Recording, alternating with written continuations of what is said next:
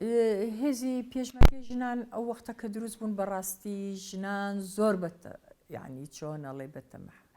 بە قودرەتێکی ڕۆحی چۆنەڵێ هێزێکی بەقوتەوە هاتنە ئەو هێزە ژنان زۆر بوون ئەو هێزە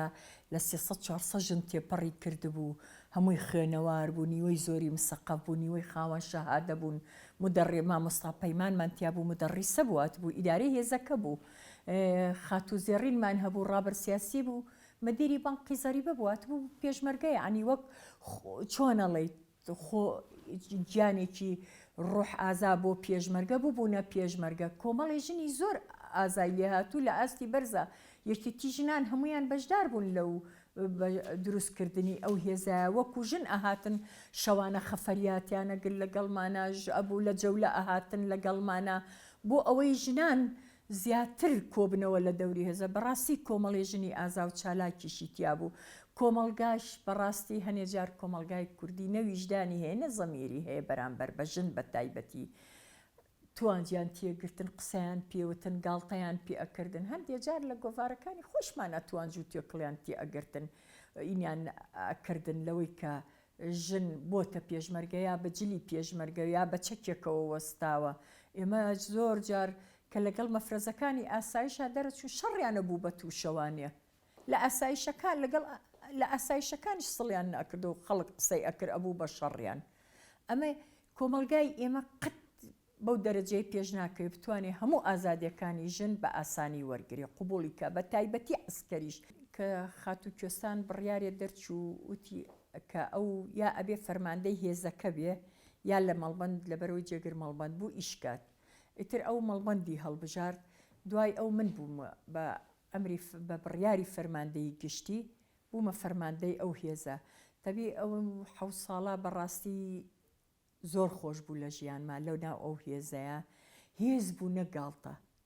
هێزێکی تۆکمە بوو هێزێکی بەقوت بوو یەک هێزەکەش ڕاستە دەور و تەسیری مەسوولی یەکەم هەیە دەور و پشتەکە هەیە بەڵام ئەو وەختەمە شەخصی مامجەلال بقوتی یەکەمم بوو لەبەر ئەوەی پشگیلێکی تەواوی ئەکردم هەچی بە هاتایە بۆ ناو فەرماندەی ئەهاو سەردانی ئەکردین بۆ هێزەکە دایمە بانی ئەکردین بۆ لای خۆی دەیان جار بانی ئەکردین نیوەی هێزەکە مەبرد فەرماندەکان مەبرد هەچیمان بیستایە داواکاریەکان بۆ هێزەکە ئەو بۆی دابینەکردین ڕەتبوونەوەی نەبوو ئێستش ئەمە سایقەکەمان چوو بۆ دەورەی ئەفسەری جارێک بینینی لە فەرماندەی ئاهاتینە دەرەوانێ وتیەوە چیەکەن کوا سیارەکەت وتمان ساقەکەمان ڕۆشتۆ بۆ دەورەی فەرماندەی و سیارەکەشمان شکاوە لای فیتەرە و کەس نییە بۆ بەیانی یەکسەر دوو دەبڵی کابینە بە سایقەکانی خۆیەوە هیچ سکرتارێت بۆی ناردین یعنی ئەوە نەبوو بڵێ بەیانی سەعە 8 بڕوا و هەبێ تەلەفۆنیان کرد ئیدارەی گشتی وەرە دوو دەبڵتان بۆ کڕاوە بیبەن و دوو سایقیشی لەگەڵایە لە سکرتارێتەوە بۆمان نێرا بوو کۆمەڵە ژنی چالاک ئەو سەردەما هەبوون ئەو فکریان لا دروست بووە هێزێکی ژنان دروست بکەن دوای بەڕاستی کارەساتی سیوێکی ئاب کە بەهۆی لایەنێکەوە کە ڕژێمی باسی هێنایەوە سەر هەرێمی کوردستان ئەو ڕژێمی کە کیمیابارانی شاری هەڵەبجێ کرد و کیمیابارانی کوردستانی کرد و دێهاتەکانی وێران کرد و 182,000 کوردی ئەنفال کرد بخۆتە زانی ئەو کاتانە زیاتر لایەنەکان یەکێتی و پارتی لایەنی سەرەکی بوون بۆ بەڕێوەبردنی هەرێم و هەردوو لاش چەکدار بوون و من وەکو کادرێکی یەکێتی ئەو وەختە ئەندام بووم لە کۆمیتەی فەرمانبەران کام هێزە دروست بوو خۆشبەختانە باهۆی ئەوەی ڕێخستنەکانەوە کۆبوونەوە ینی باسکرا مێژ یەکێک بووم لەوانەیە کە بەڕاستی دەست پێشخەریم کرد و پێشم خۆش بوو کە بچم لەبەرەوەی پێشتر باگراوەندێکی خێزانیمان هەبوو کە لە خەزانێکی نیشتمان پەروەر و سەرەتای ئەم شۆڕشا کە سوکارم پێشمەرگە بوون و شەهید بوون و لە زیندانی کراوین و دەربەدەر بووین یانیەوە هەر وەکو هەستێکی نەتەوایەتی و نیسمان پەروەری یعنی هەستم کرد کە ئەم ڕژێمە بە ئەسێک ئەوەی کە بەسەر ئێمەیە هێنا لە شاری هەڵەبجە و ئەو کەسوکارم کە هەموو تیاچون یعنی بە حقیقەتش هیچ باکی نەبوو کە وا بکە لە هەرێم سەرەتا ئێمە ناو مەڵبەندە ئەو کاتە کاک عیماد لێپرسەی مەڵبەندی سلێمانی بوو خێمەیەکمان هەڵا لە ناو مەڵبەندە هێنمانە کرد کۆمەڵێک کەس بوون یەکێک لەوانە کەستان خان بوو گێلاس خان بوو نەسرین خان بوون ئەمانە هەموو ئەندام مەڵبەند بوو مەهاباد خان بوو کەلسوم خان بوو فاتمخانی کارگەکان بوو ناهیدە خان بوو ئایلە خان بوو خوشکەکەی خۆم بوو دوو کچی تری تیا بوو گەنج بوون شنە و خوشکێکی بوو ئافتاو خان بوو ژنێکی زۆر گورج و گۆڵ و ئازا زێرین خان بوون ئەمانە وەک هێزێک دروست بووین بۆ پاراستنی مەڵبەند ئەو کاتانە بۆ خۆتەزانی تا فترەیەکی نظامی بەعز هەر ڕژێمی بەعز وەکو هێزی چەکدار هەر ترسێک هەبوو بۆیە ئێمە لەگەڵ ئاسایشی سلێمانیا تەنسیقمان هەبوو شەوانە زۆر کات دەرئەچوین ینی بۆ دانانی هینی پشکنین کە پێڵێن تەزاهور لەیلی شەوانە دەرئەچوین بەسەن سیارە و شت هەوێمان لێ وەرەگرتم زان خەڵکەکان کێنە ئەم ئێشە بەڵێ خەڵکی پشکنێنماندا ئەنا ئەوسا زمانی مام چی وەفدی ئەجنەبی و ئەمریکی هاو تەلەفۆنی بۆ خۆمە کرد وەک فەرماندەی هێزەکەی دووسێ بێنەوە وەرە جاری وا بوو ئەو خۆت وەرە ئەی تەقدیمی ئەکردی بە مەسوولە گەورە هێزانە ئەمریکی بوو بەریتانی بوو ئەڵمانی بوو کێ بوو سەحافە بوو بۆی ئەناردم ئەی فلان سەحافە هاتووە بە ڕێزمام جەلال توێتی بچێ بۆ سەردانی هێزی ژنان کات تەلەفۆنیان بۆ ئەکردم ئەو وەختە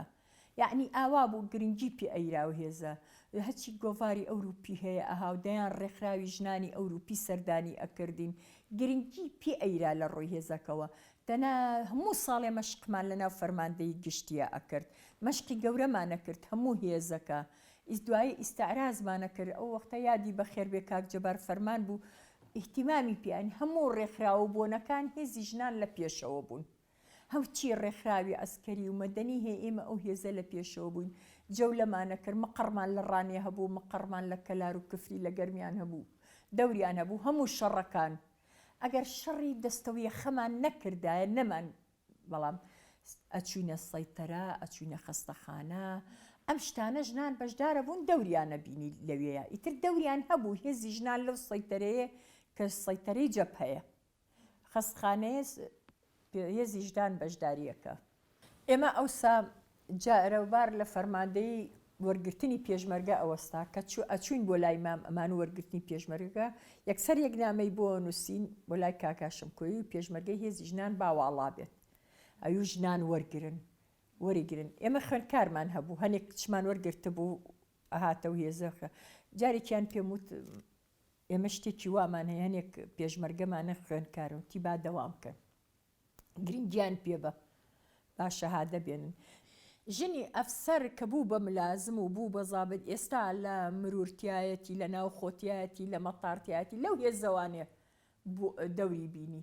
لەو هێزەوە ئیتر وەجبە هێزی ژنان هەر جارەی دەکەس و 12 کەسمە ناردە ئەو هێزە کە من فەرماندەی و هێزە بووم وای لێها خۆشم چووم هەموو فەرماندەکانیش چوون هەموو بووین بە ئەفسەر هەموو پلەمانزیایی کرد اینجا مەجموعەیە لەوێ ڕۆشت بوو لە سنوورە لە ئەکادمی ئێستا سروەخانمان هەیە لە ئەکادمیەکە یەکەم ژنت دەوری هەیە کە لەسەر حکوومەتی عێراقیە و ئەکادمیە پلەی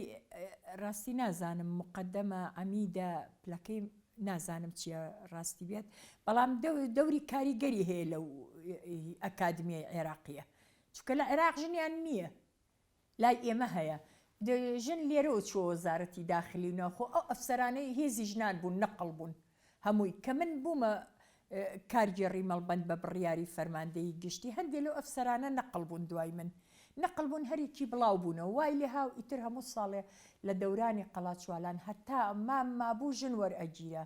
بەڵام ئێستا گرنگی پێ نایرێ بەڕاستی ئیتر ژن پاشە کچیت کردووە هەتا دوای وای لێ هاوتۆزە هێزەکە گەورە بوو وردە وردە خەڵک هاتە ناو هێزەکەەوە و خەڵکێکی تر بە تایبەتی ئاوارەکانی ئەو کە لە دوای سیوێکی ئام تەبان کۆمەڵی خەڵکی لە هەولێرەوە هاتم سلێمانی ئەوانەش هەموو بە ماڵەوە زۆریان بوون بە پێشمەرگە کۆمەڵێک کچی ڕێک و پێک و چالاک بوون ئەوانەش لە بارێژنە هەم وەکو یەکێتێک هاتن لە ناو هێزەکە بوونێکی لەوانە ڕووپاخان بۆ ئەوەیش هێزێکی دروست کرد بووین بە چوارتیپەوە ینی چوارتیپمان هەبوو ئەو هێزە تر بەڕێزمام جەلاروتی مادەم ئێوە وان پێم خۆشە با بخڕێنە سەر سکرتارێتی بەڕێز مام جەلال چوینە سەر سکرتارێتی مام جەلال وەکو ناحیە ئیداریەکە ئیتر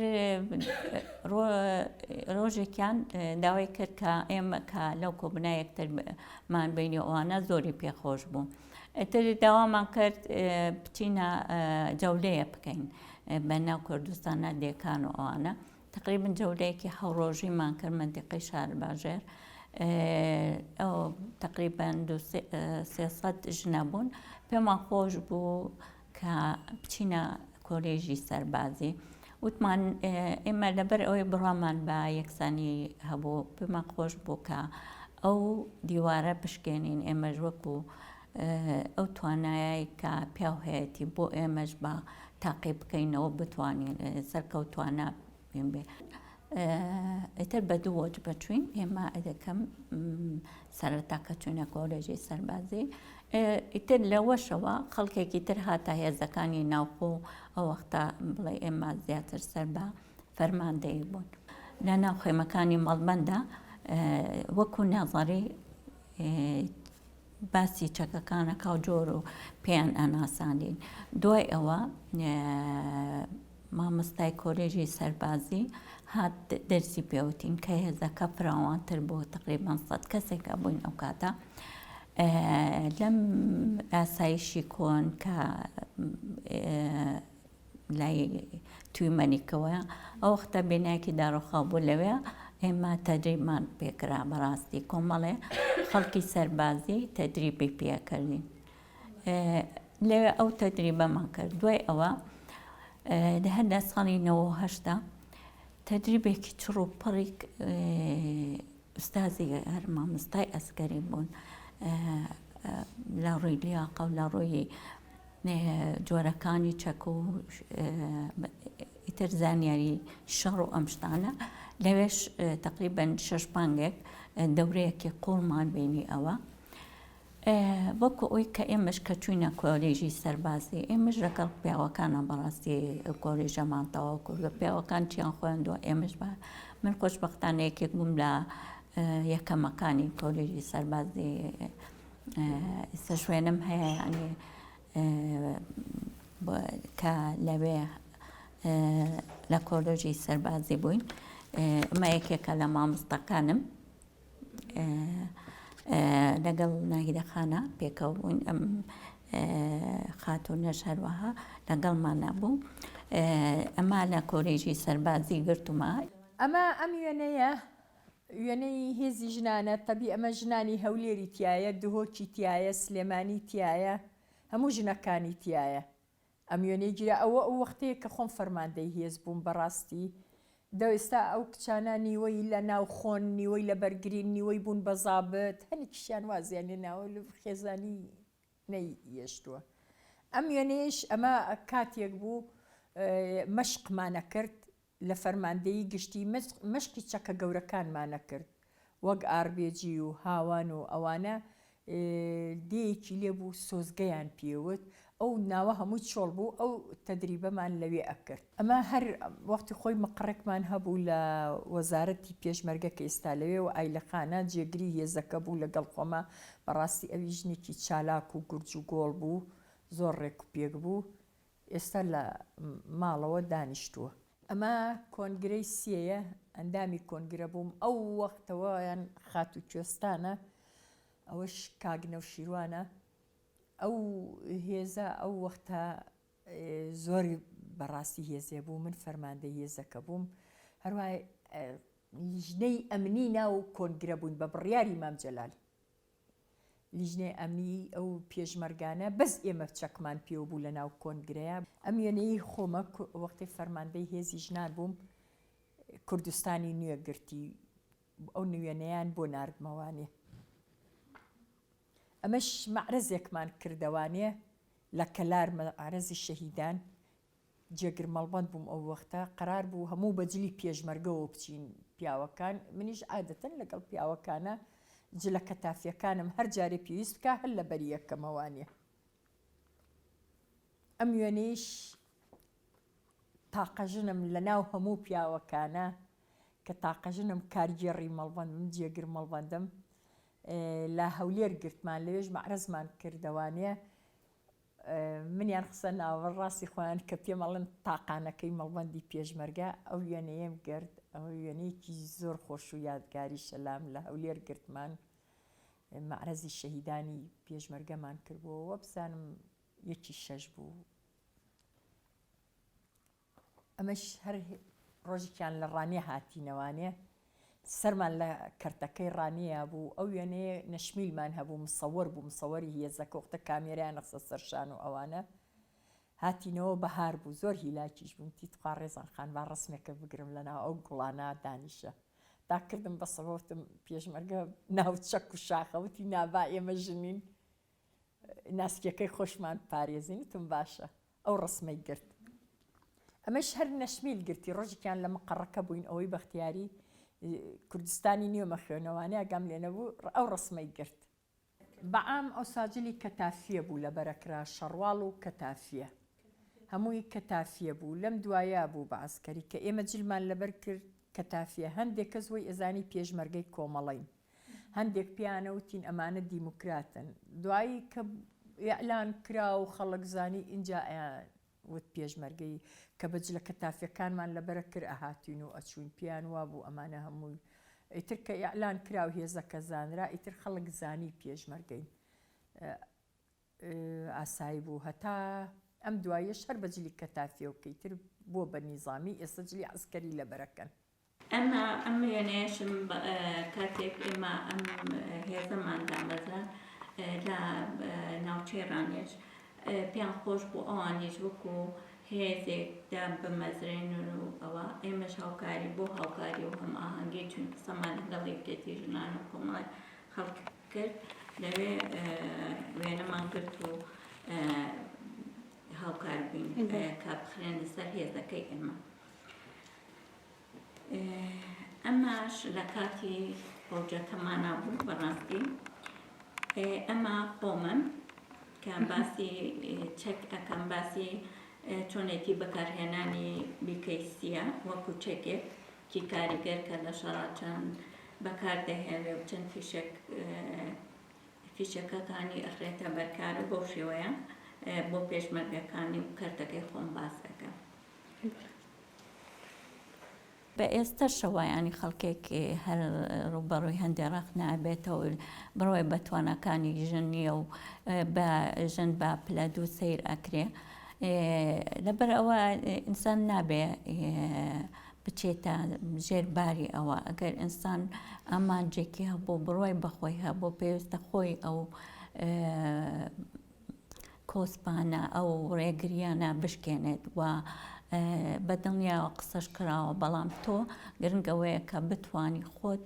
وەکو ئینسانێک وەکو مرۆڤێک خودی خۆت بسەپێنین بۆ ئەو لایانی بەرامبەر چکم هەندێک شت هەیە بەڕاستی کۆمەڵگەی ئێمە کۆمەڵگەیەکی پیاوسالاریە بتەوێ نەتەوێ شەرقی ئەوسەد بە ئامیش وایە و هەندێک کەسیش ئێمە یعنی بەهۆی ئەوەی کە لەم شەرقی ئەوسەتانی بەڕاستی هەموو کاتێک ئێمە تیار خاوەن فکرەیەکی کۆنەپەرستانە ئەوانە دروست ئەکان بۆ دواخستنی مەسەلەی ڕزگاری خوازی نەتەوەی و